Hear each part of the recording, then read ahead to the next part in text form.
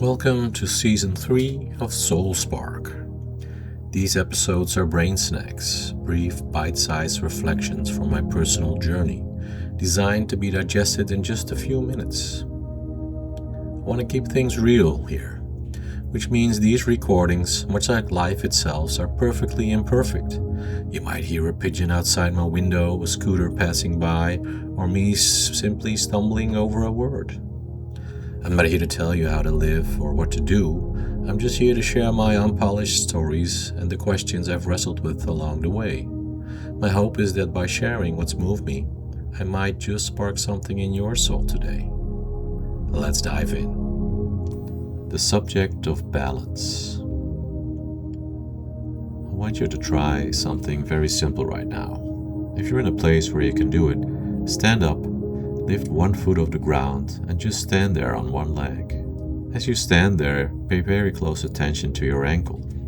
You'll notice that you aren't perfectly still. Your muscles are twitching. Your foot is making 1,000 tiny microscopic adjustments every single second to keep you upright. You're wobbling, shifting, and constantly correcting your weight.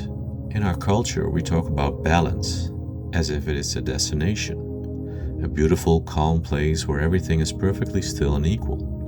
We talk about work-life balance, as if it is a trophy we can finally win and put on our shelf. But standing there on one leg, you realize the truth. Balance isn't a noun, it's a verb. It isn't a state of rest, it's a state of constant, active motion. On March 13th, 2025, I had to face the fact that my definition of balance was completely wrong.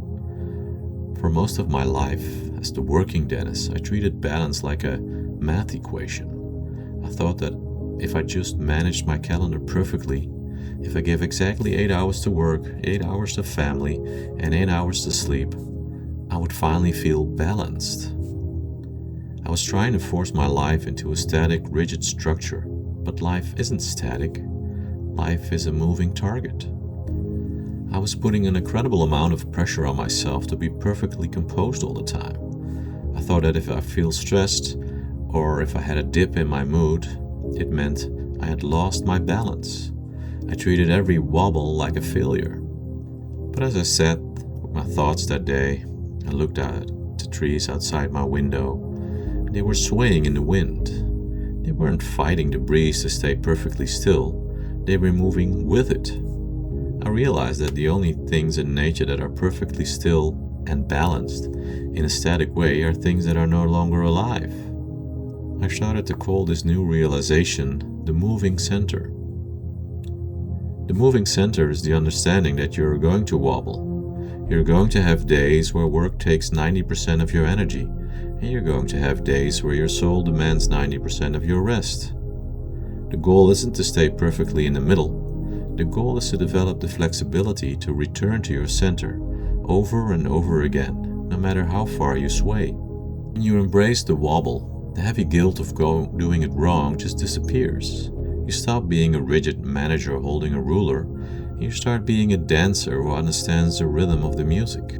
I realized that my dips, the moments where I felt tired, uncertain, or emotional, weren't signs that I was failing. They were just the necessary corrections my body and soul were making to keep me upright in a changing world. To be balanced is to be in motion. To be balanced is to trust your own ability to adjust. Retiring the idea of perfect balance was a massive relief for my nervous system. I stopped looking for a finish line where everything would finally be quiet. I started appreciating the beauty of the constant adjustment.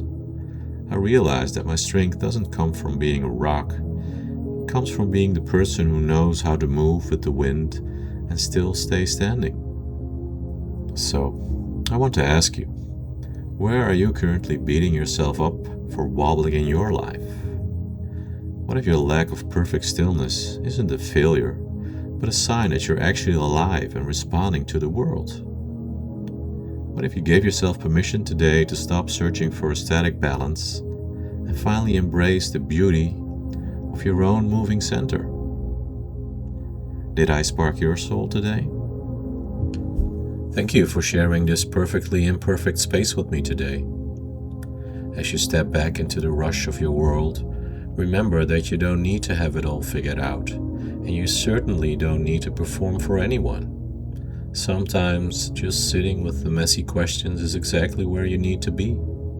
May this brain snack offer you a deep breath and a moment of stillness in the noise. And remember, embrace the spark.